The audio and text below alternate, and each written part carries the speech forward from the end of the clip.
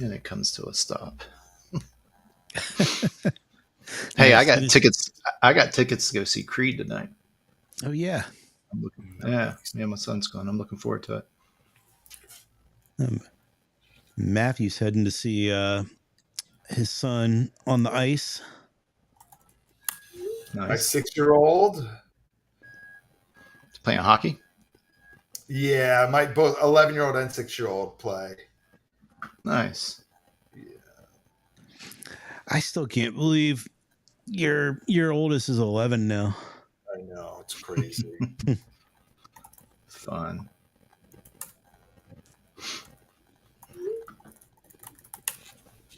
Oh yeah. How's your month been going, Matthew? Used cars. It's a used car month. Yeah, a lot of action on used. New is pretty soft, and supply is crazy. And they're ready to wholesale so many cars to us in September. It's just nuts. But it seems like a used car in my market. It's all about used cars this month. Yeah, I don't know that that's a Jersey thing. Yeah.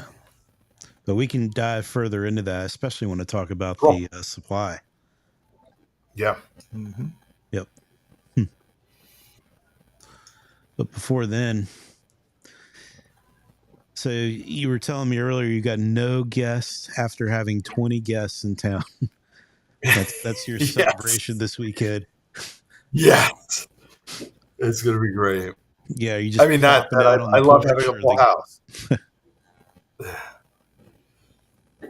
You just sit down out on the porch and get some sun in peace and quiet, or at least as much as you can. I don't know. I got 4 kids from 11 to 2. So, no, it's like soccer, swimming, carrying them up, everything, Hot nonstop. Every sport, nonstop. Yeah. Oh, yeah. Well, maybe it's the other way around. Then you don't have 20 babysitters anymore. So maybe you should invite the family back. Yeah, maybe. Maybe.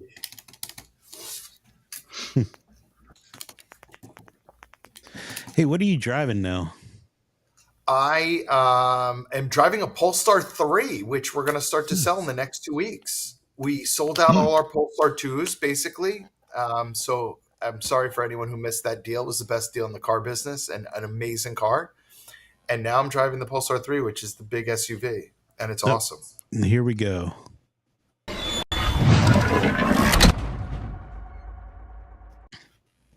So is that the SUV? SUV. Yeah. I got to check that out. I'm only familiar with the little sporty Polestars. Yeah. Yeah. So we had a great run with the 2 over the summer. We were part of I would say the EV incentive. Everyone was competing. It was like, how low could you go? And we got to a payment. We were at $299 for about 3 months. And it was just nuts. It was nuts. Everybody was that lease? It was a lease. Yeah. $299. And we partnered with Costco. So it was a $299 with a $3,000 in drive off. And if you're a Costco member, it was $1,000 drive off. So it was really nuts. I mean, I never imagined I could sell. We sold about 600 in 3 months. I never imagined we would sell that many Polestar 2s. And it's such an awesome car. Did you say how many? 600. 600. 600. Yeah. Polestars in 3 or 4 months. In 3 months. Yeah. Wow. Yeah. That's great. So we are almost sold out. This is the last month probably to get the $299 Polestar 2 deal. But in 2 weeks, we're going to start to sell the Polestar 3, which is the new SUV. It's a 5-passenger big SUV, really spectacular. And we'll see what's going to happen. It's EV's been crazy. And if you read these headlines, especially with Ford, like doing a complete 180 now, and they just announced that they're not going to bring out this 3-row EV and they're switching production. It's going to be nuts. And you know, New Jersey was one of the most favorable states in the country for EV. We were tax free. That's going away. So they're going to charge sales tax. And now there's a new EV registration fee, which is, I think they copied California. So it's so not only are they going to have to start to pay sales tax on these cars, is now there's a $1,000 EV registration fee. So EVs, yeah, Maryland adopted that. Yeah, so now EVs are more expensive when it comes to you know, taxes and registration fees. So it's, you know, listen, we don't know what direction we're going in, but No, we don't. We have to be chameleons in auto retail. Yeah, or we can reset things and say, you know what, this used to work a lot better 4 years ago, and before. But you know, I used to. So when I was sitting on all the boards of the manufacturers I represented, and I was up and coming. I'm sorry if that's me. I'm on Do Not Disturb. You know, I would listen to the older dealers in the room that I looked up to, and they'd be like, you know, guys, we've been there, we've done that, we've tried that. No. And I've only been in the cycle for 20 years now, but I'm already heard, you know, them trying to reinvent the wheel on stuff that we've tried and been there. So I've so much respect for these old dealers that used to shoot down all these stupid ideas. I feel like that now. Yep, they will always try to reinvent the wheel. That's one thing you can be sure of. Yeah. Yep. Yeah. But they end up really where we started. Well, it's funny. I've always theorized that the manufacturers are really good at building cars, and we all know this. Anybody who's ever sold cars knows that they're good at building cars, not so good at selling them. And anybody who hasn't had to earn a commission to pay for groceries or rent, not selling cars, usually doesn't know how to sell cars. So,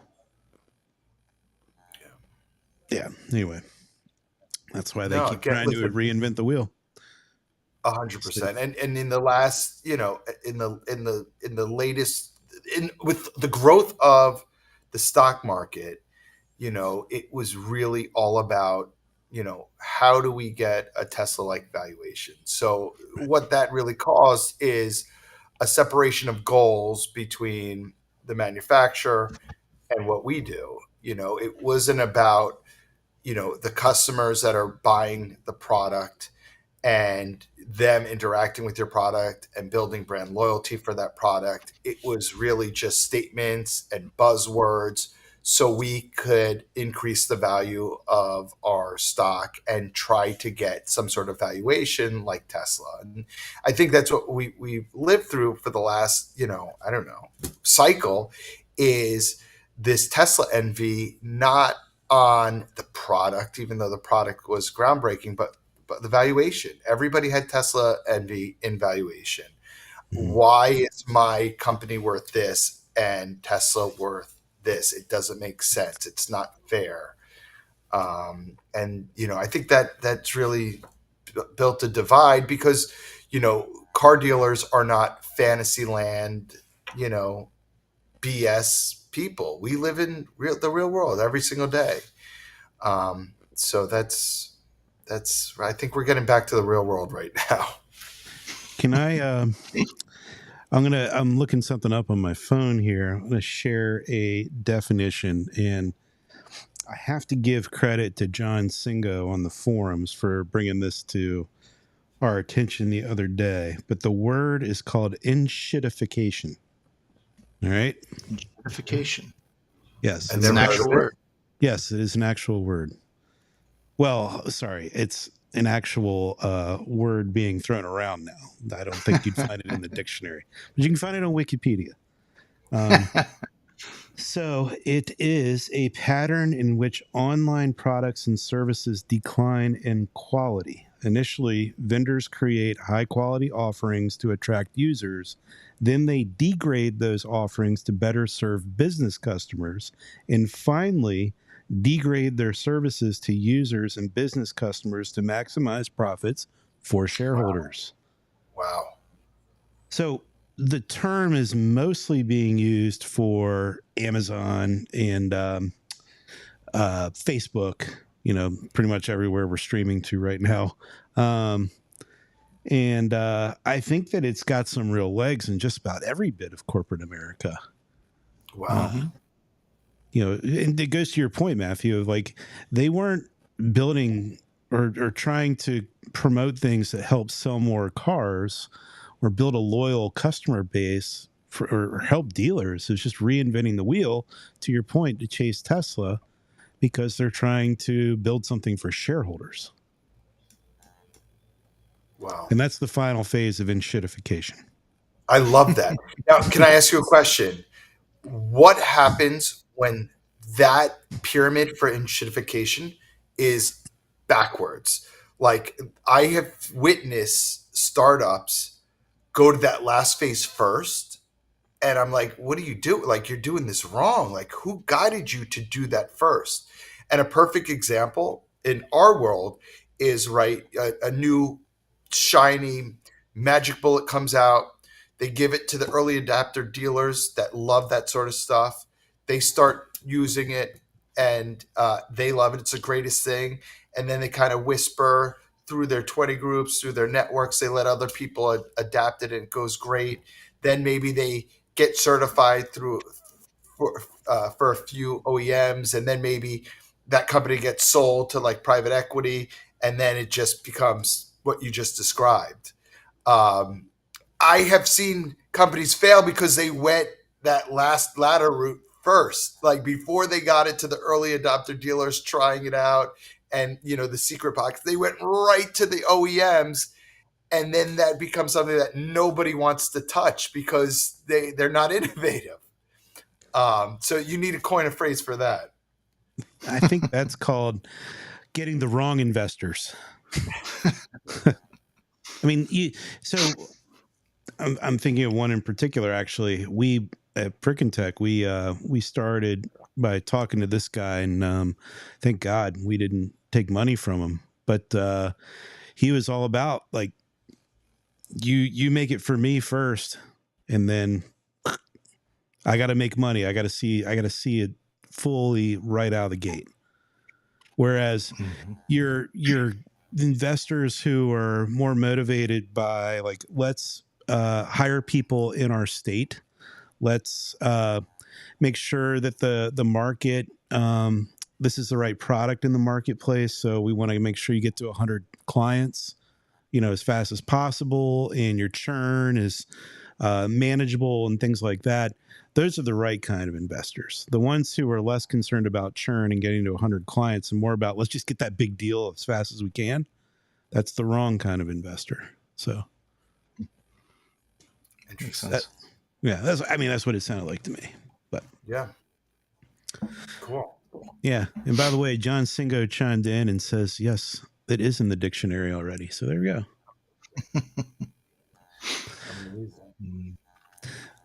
What else does Poster have up their sleeves? I'm just curious. So, again, when you're just an EV brand, you need to be all in on EV. So the 3 is going to launch in about the next 2 weeks. And then after that, shortly in Q4, we have a 4. And we just completed our new facility for Polestar in New Jersey, and it's amazing. So they sent us an early 4, and the 4 has pricing very, very much in line with the 2, but it's really, the technology is super, super advanced. So we'll be selling the 3 and the 4 and the 2 for the next 12 months. And then after that, we have a 5 and a 6. And they just showed a 6 at Pebble last week, which is incredible, So, yeah. Sounds like they're going to stick with EV. Yeah. I mean, right now, that's the brand promise. I Yeah. think if the world changes dramatically, I think they'd have to have some conversations. But right now, all in on EV, and I'm pretty optimistic on Polestar. I really enjoy being a dealer. I love the product. Yeah, and it's something that is on. I started on the ground floor as one of the first investors, so it's exciting. Yeah, you definitely jumped in both feet first. Yeah, listen, you never know in our business, right? You never know. It's true.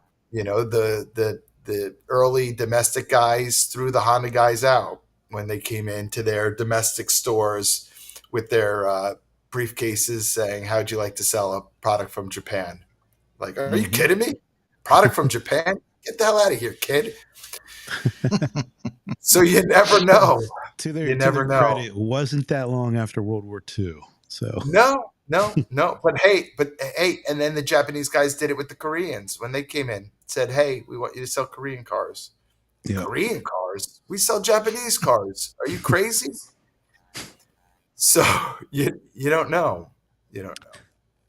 I got a question for you on New Jersey. Do you know where most of the power comes from for your state? I have no idea. Yeah, I don't either. I'm throwing it out there, but so you got me thinking earlier when you said that we're getting the EV registration and they're getting taxed again, and they're going to be more expensive by the government standards than buying a regular vehicle or ICE vehicle. I wonder if they're looking at the power grid and saying, "Well, we got to slow this thing down." One of the things that's going on in Vermont is 70% of the power comes from the rivers, or out of dams, and they're having to bring in more coal for the remainder of the power consumption because there's been this huge push on heat pumps. So if you're not in the north, heat pumps are this wonderful technology where I think they reverse air conditioning units kind of, and it's a very simple install in a home. You can get heating and air conditioning very cheaply. You don't have to run ducting through the ceiling or anything for central air. And where a lot of New England especially hasn't for when I first moved here, I should say most places didn't have air conditioning unless they were commercial or newly built homes. So the heat pump was an easy way to solve that. And as it's getting warmer up here in the summertime, it's been a godsend on that front. However, they eat a lot of power. And I had an electrician out here at the house looking at wiring up a charger for an EV at my house. And he was saying like the amount of work that they're doing for wiring up chargers and heat pumps, like he's like, Vermont's going to run out of power, start having California brownouts in another 2 or 3 years if they don't get this thing slowed down. There's just too much demand on the grid. Interesting. Yeah. So. Wow. Yeah. I don't know. Jersey's back. Is Vermont's population increasing? No. I didn't think so. No. Yeah. So anyway, maybe that's why. We'll see. Maybe. Huh. Yeah. And with the uncertainty around EVs, has Volvo changed their vision at all? Not at this time. Not at this time. They still have a pretty strong emphasis on EV. And, with the success of the plug-in hybrid, they love plug-in hybrids. They see plug-in hybrids as a way to bridge between the EV and the ICE car and start adaptation and get people used to using a plug. So they haven't put the brakes on any of their EV aspirations. But we'll see. I think everyone's in a wait and see and a copycat game plan because everyone like they know it. I mean, everyone has cut production, right? Because the day supply is just crazy. And in order to get rid of these cars, they have to spend so much money on incentives. And not knowing if all the Inflation Reduction Act, all the incentives are going to stick. I think probably behind the scenes, everyone's in a holding pattern. Yeah, makes Seems sense. like it. I also wonder because I keep seeing from the car dealership guy where we're still not at incentive levels overall like we were prior to COVID. I think we're still like a third of the way there. It's like with this day's supply, why are they not opening the floodgates and opening up the incentive wallet a little Can further? I tell you, I have a theory on that. Okay. And again, this is just my own theory. Okay. So when we were coming up before this COVID and EV, world that we live in now, there was always talks on China, and the manufacturers were like, "We love China. We need China because that's where we make our money." And they made stupid money in China, which I think allowed us, because this was communicated to the dealers, allowed them to reinvest the money they were making in China into markets like ours, because our market's an important market. I don't see those, based on conversations, I don't see that money being made in China because the Chinese domestic EV market now is dominated by Chinese manufacturers. They weren't dominated by, Buick kick butt, Lincoln kick butt, Audi, Porsche. They dominated the Chinese market, and now China is really dominated by the domestics there. So I think they just don't have the money that they had previously to spend in a market like us, because I don't think they're making the money that they were making in China. And that's my theory. That's a good theory. Huh. Yeah, I'm gonna think. Yeah, I don't have anything to add on that theory. I heard it over and over again back in the early 2000s and like 2008, 2009, 2010. Like, we always heard it. They always brought up China because it was such an important market to them. Now I never hear anything about what's going on. And I read the Chinese automotive news, and they just talk about how profitability on I'm not talking about the EVs and the domestics, but the non-profitability is down, volume is down, major turnover within the companies. Yeah. So, I mean, that's a big shot in the arm that they lost.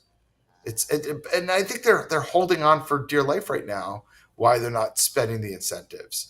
And if you were looking at like the graph of the incentive spend, it would have to be even more now than it was before all of this, because they raised the price of the cars so much.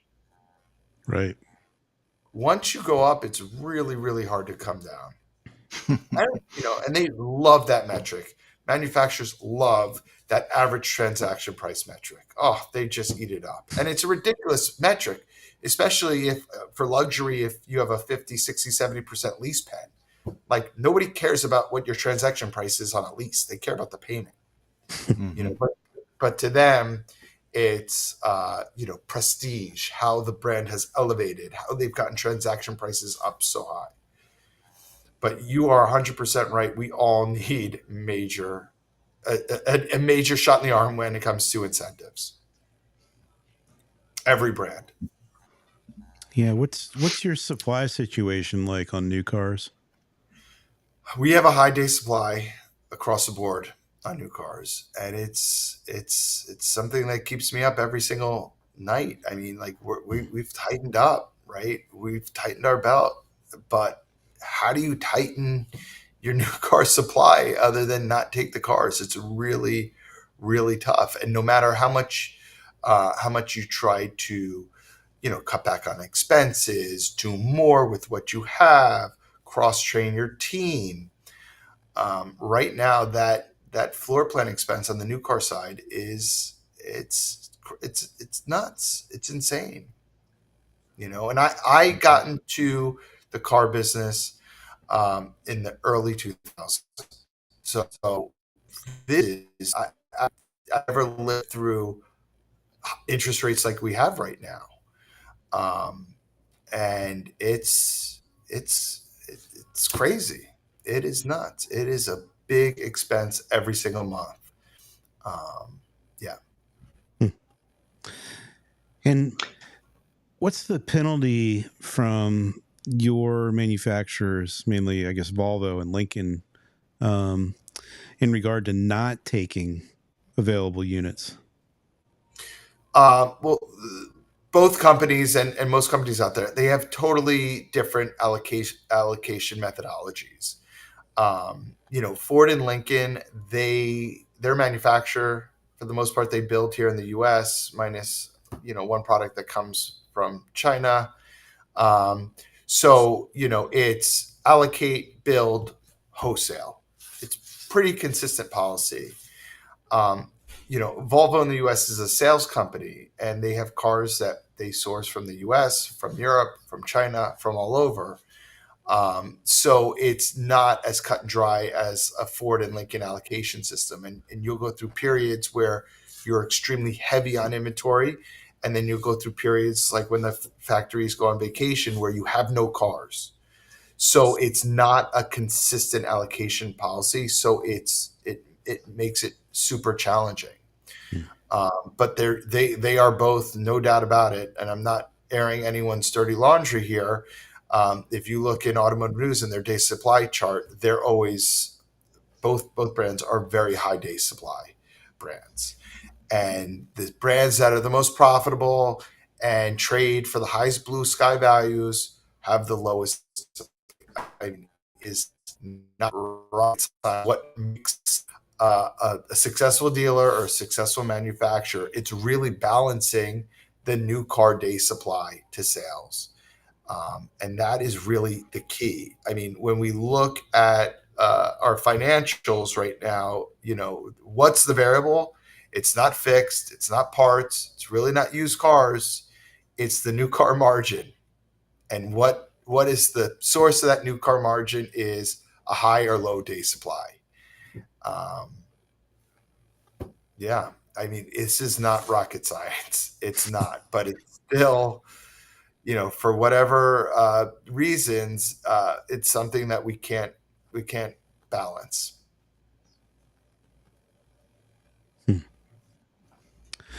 You're one of the better leasing dealers I've ever met. You For sure. you used to stay up at night playing with various leases and trying to figure out the best way to get the lowest payment. 100%. Listen, I'm a proud lease hacker. I love to find an opportunity.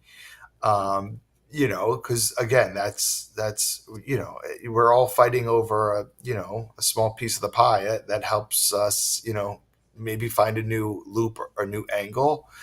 In this market, there's an aberration, right? You would think with all this new car supply that the price of used cars would go down. They really haven't gone down. And people worry that we're just getting into that sweet spot where we're running out of lease returns because we're just about that 3-year mark where supply was really cut tight because of the chip shortage. So it could be that, it could be affordability, it could be the manufacturers, improving rates and certified programs like that. I don't know, but you would think someone would have something new and novel from a lease perspective, but no, it's not the case right now, other than using, the government incentives for cars like EVs. Mm-hmm. You could almost think with the used car values not coming down, the residuals would be better. Yeah, you would think that. Yeah. So have you found any fun hacks lately? Have I found any fun hacks? I don't know. I don't think so. Hmm. Um, yeah. I mean, not that I want to share with the world. Right. Right. No. Yeah. You definitely don't want down the road motors knowing what you're doing, right? Yeah, absolutely not. Absolutely not. I think in this market right now, it's really about tightening our belts, getting back to the basics. You know, you know, I have spent so much time on the organization of our lots lately, and that like totally, um, was this sounds like so basic, but just presentation, making sure we're organized, making sure the place looks neat and clean. I mean, like that is so important to me on a daily.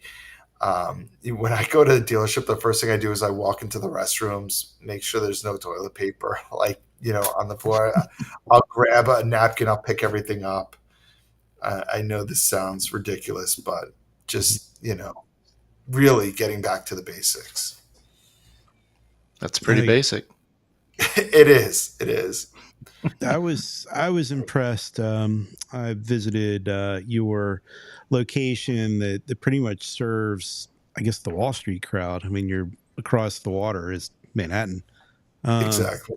And what shocked me was the number of employees you had who were coming up to me, not knowing, our relationship at all or what I was there to do. And just offering water, just making sure I was taken care of. I was almost to the point where I was like, guys, come on. Can I put like a do not disturb sign up or something? But Good. Yeah, it was very impressive. Yeah. Okay. That means a lot to me. I'd rather be that way than no conversation at all. Yeah, for sure. And I honestly, like, especially from the internet department, like I'd rather get a phone call from a customer that says, your agent followed up with me. Well, they wouldn't say follow up. They'd say your agent wouldn't stop texting and calling me. I'd be like, okay, I'm sorry, we're gonna mark you on our marketing list, but I secretly I'd be high fiving. Yeah. Sorry. Well, I mean, it's the opposite. You go into another store, and I think this is most of the case where you're like, if somebody knows you're there and already working with someone else, now you're plutonium. They don't want anything to do with you. Like, that's true. I'm not going to talk to that guy. That's Jeff's guy. I can't be nice to him. That motherfucker. So it does happen. Yeah. It does happen.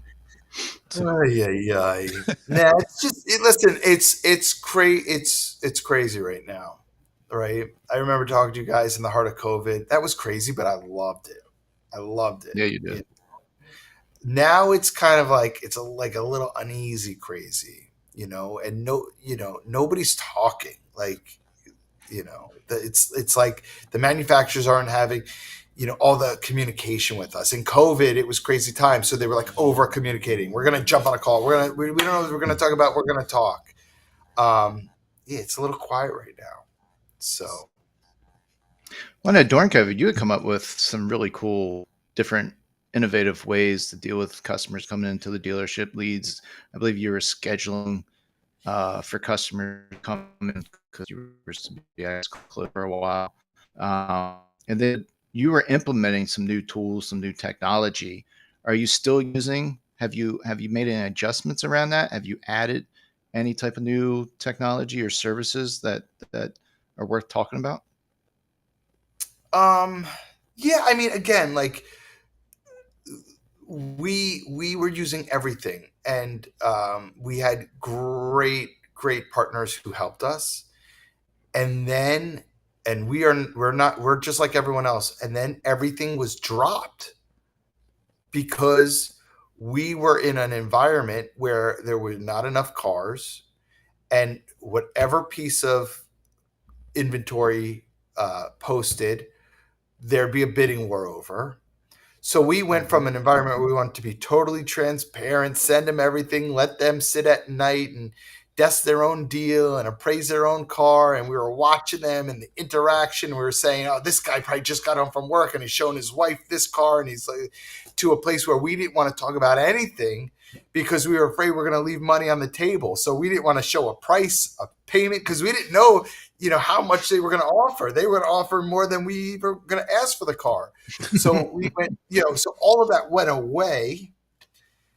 And then we had to get back into it. And, we had all these different tools and none of them were kind of integrated with each other.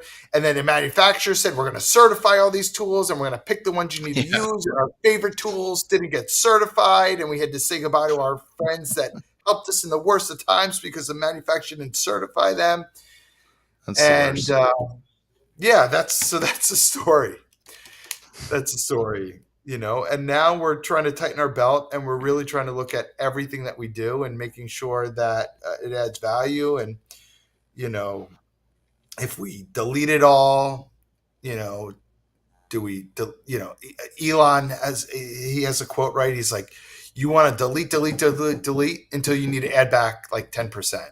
Like you are going to delete something that you need, but it's okay. You just add it back. Like I don't know where he said that, maybe in his book or something, Lex Friedman podcast. But I think that's pretty cool. But I'm like afraid to do that. I don't do that, I like delete 50% and see if lowering it 50% brings worse results or better results, where maybe I should just cut it completely and then add it back. It sounds like you're doing a version of it. Yeah, I guess. Anything from, because I know during COVID, you were really pushing your digital retailing tool and such. Are you still getting strong numbers from that? No.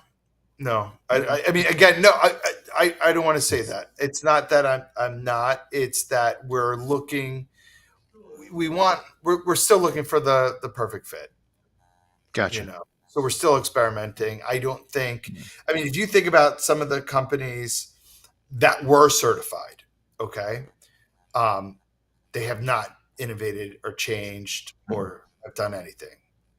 It's the smaller non-certified vendors that I think are there to innovate. But none of, like, if you look at the big three that were certified to do stuff like this, I mean, they've done nothing, right? What are they? They've been sold or acquired. There's the same place. So, yeah. Well, on top of that, that particular genre has died on the vine as well. Yeah, a lot of the digital retailing stuff that's still out there is really just the stuff that the manufacturers are pushing dealers to have. Like, you have to have it in order to hit this program number or whatever it is. We scaled way back on it, mostly because of those OEM components. And then the amount of conditions that they had for the program was obnoxious. It was out of this world, some of the ask they had for what has to be inside this tool. It's like, this doesn't help anybody. This actually drives a much worse customer experience, but you think you got to have it. So we didn't play that game. And so as a result, you want to know what happened in my perspective? Is we've empowered these Reddit groups and these Facebook groups. And I've said this in the past, but these groups have more data on payments, inventory, everything, than our vendors and definitely our manufacturer.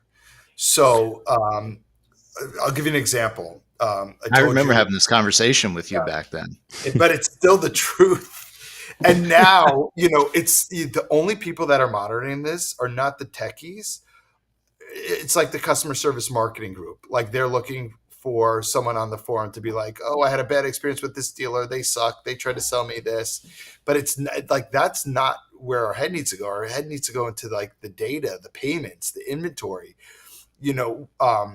We just lived through this crazy time with Polestar. I said earlier, these kids on Reddit, they literally put scrapers on our websites. So as soon as a car that they were looking for popped up, they left a deposit and grabbed the car.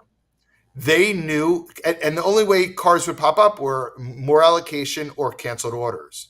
So if we had a canceled order, we would try to like hide it, because we know as soon as we uncanceled it, some kid on Reddit would get a scraper notification that there was a canceled order, and then we put an order in. I mean, it was so sophisticated. It was crazy. That is crazy. What was the real benefit of that? Just because back then they were hard to get. Inventory was so tight. Inventory was so tight. So these kids were so smart. Again, like Polestar posts all their inventory online. They have their own payment calculator. It's pretty decent, right? Doesn't calculate tax for every state, or it doesn't calculate trade-in sales tax benefits. Can't do MSDs or one pays, but it showed you had a piece of inventory. So again, like these kids really, they have a lot of info. I love them. You know, it's funny. Like my team gets frustrated when they get like a Reddit guy in the showroom. I'm like, I love it. Like, you should celebrate that guy. You should be like, you are on Reddit. That is so amazing. I stalk you. I have respect for you. I learn the holes of my process from you. Like, thank you. I like it. Do they have a particular look to them? How do you know they're a Reddit? They usually wear red they're like hats with little things that go, no. No, sorry, go ahead. No. So I mean, they know their shit though. They come in and basically say, I know you got this car. Yep. You're like, Here's no, my it's pencil. not on my website, so you must come from Reddit. Yeah. I recently had a complaint on Reddit where a guy left a deposit on a car that already had a deposit on it. It was for a Polestar. Corporate gave me the heads up. I ended up selling the guy 3 cars. So I love the opportunity to help someone who's pissed off. Yeah. Don't shy away. Kindness. Just jump on it. It's an opportunity to shine.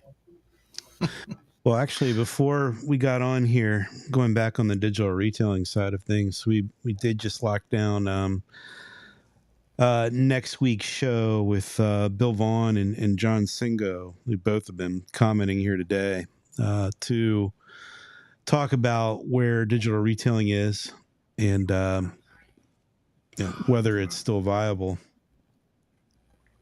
And they're going to give all their answers right now in the comments, it seems. I mean, I could talk about it.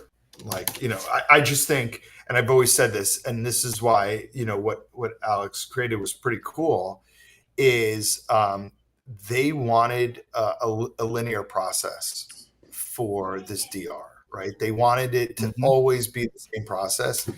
And it's not like that. It's not like if the person wants to do the trade first, do the trade first. If you want to do money down first, do money down first. If you need to open it up so anyone could just pencil their own. Like, that's what it should be. It should be their own pencil, and not this linear thing. Like, give me your name, give me your soc. Now tell me how many miles you drive. You know, like, no, like, just allow people to jump in and out wherever they need to jump in and out.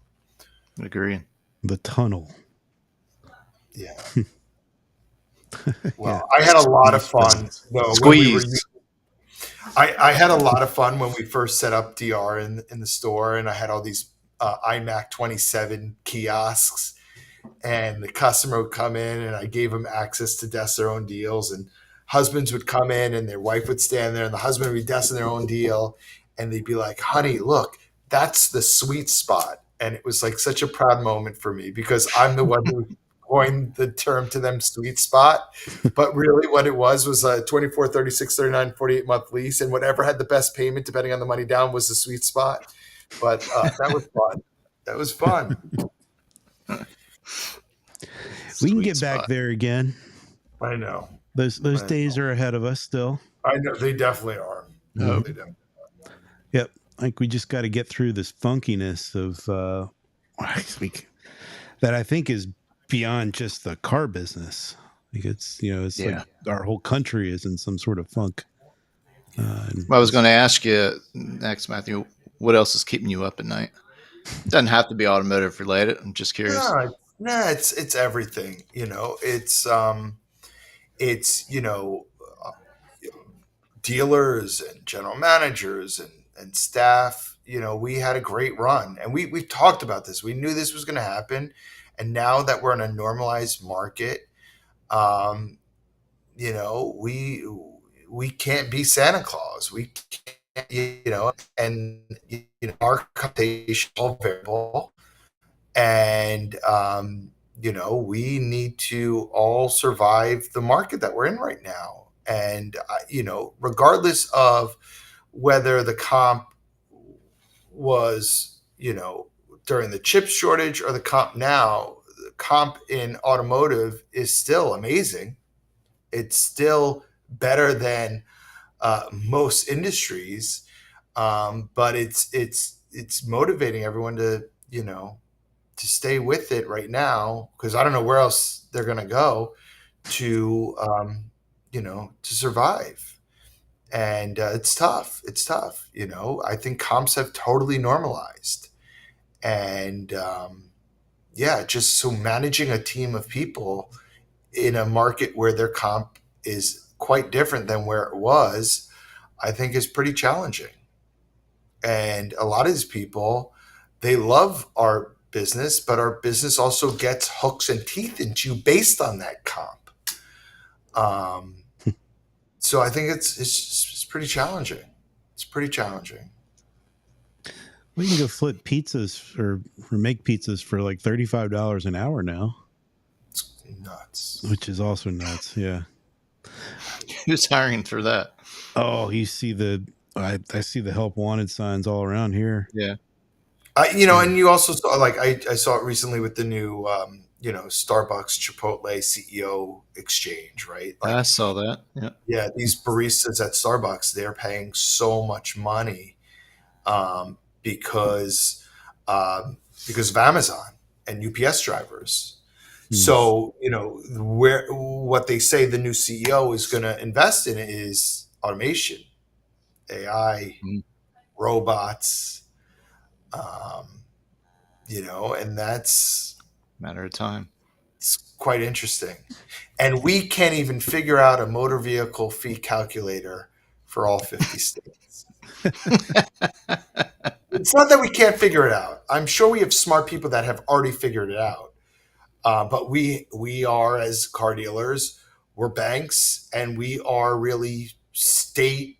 What do you call it? We're really state representatives. It's like because we have to deal with the motor vehicle. So yeah, I mean, that would be huge. I mean, we have every dealership has these very talented motor vehicle clerks, which is one of the hardest positions in a dealership to fill. You gotta promote from within and train someone. And most of them started, let's just say, as a receptionist, and they learn this highly trained skill.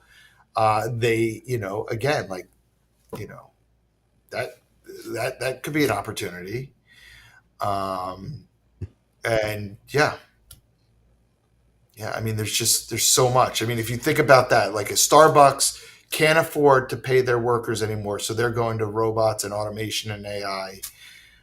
Can we take any of that in automotive retail? I don't know. Well, absolutely, it's happening.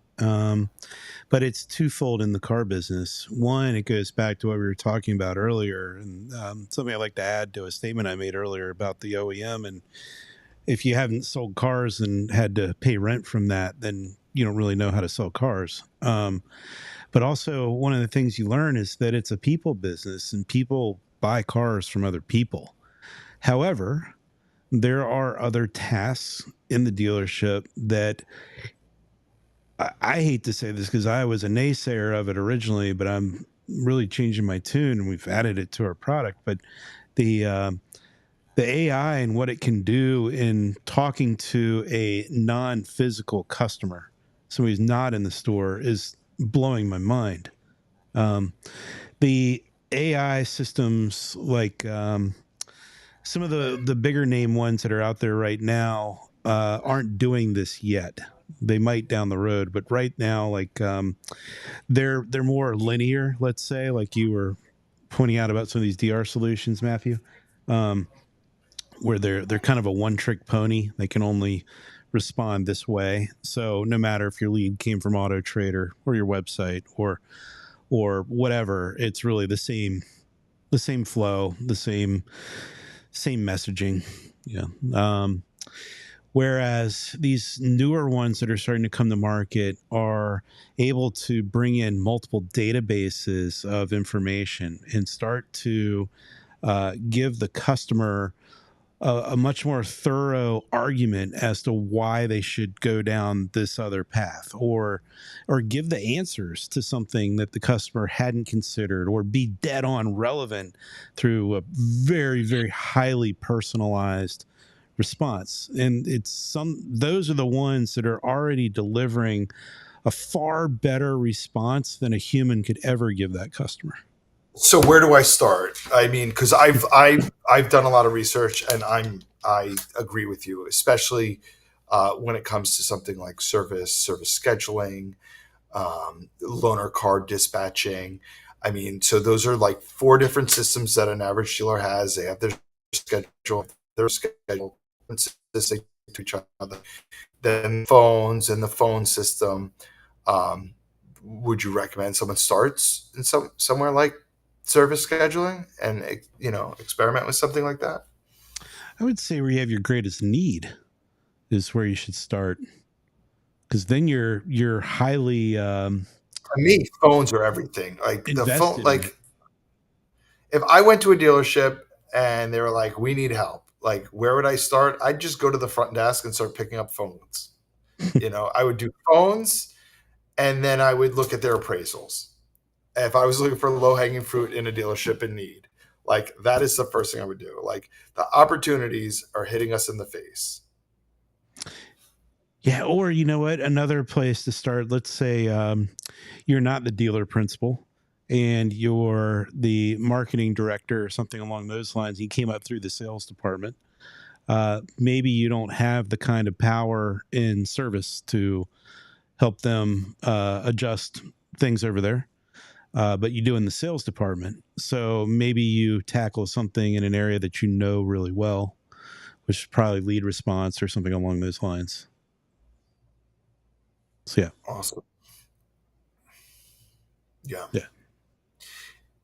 And if this is not baked into lead response by your current, I don't know what you call it, CRM, ILM, like if you're a CRM and ILM and don't have this like part of your process right now, how would you describe that company? I don't see a future for CRM systems, even if they adapt AI. So I think that AI is going to become a commodity for sure. However, what I'm seeing is that how the customer comes in and how they interact with the tool that they touched, because the CRM is not the customer's tool. The CRM is the dealer's tool. The customer's tool is your website or Auto Trader or some portal site or whatever they interacted with, and that particular place has the engagement information of what the customer did. And I think that place can provide a much more enriching experience to the customer through AI to advance them in the process, and then hand it off to the dealer where applicable or where relevant. So how, if the manufacturer says, "Hey, I want that data," they're not just your customer; they're also my customer, and I want a seamless experience between our customer. How does the manufacturer get accountability? I guess they have to set up some sort of Graham-Bleach-Liley compliant API solution that allows us to send that stuff over in an encrypted manner. But I don't think that there's any technology company that would be against doing that.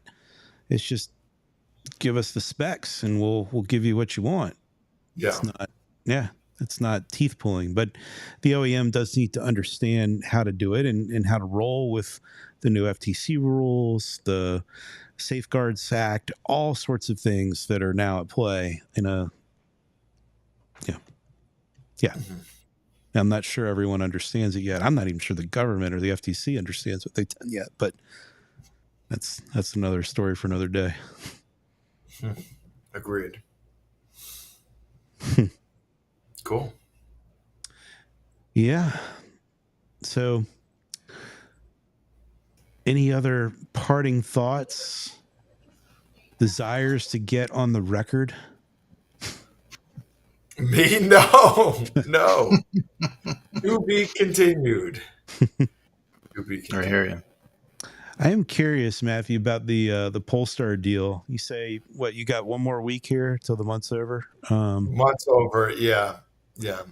Are those all pre-orders that you're selling?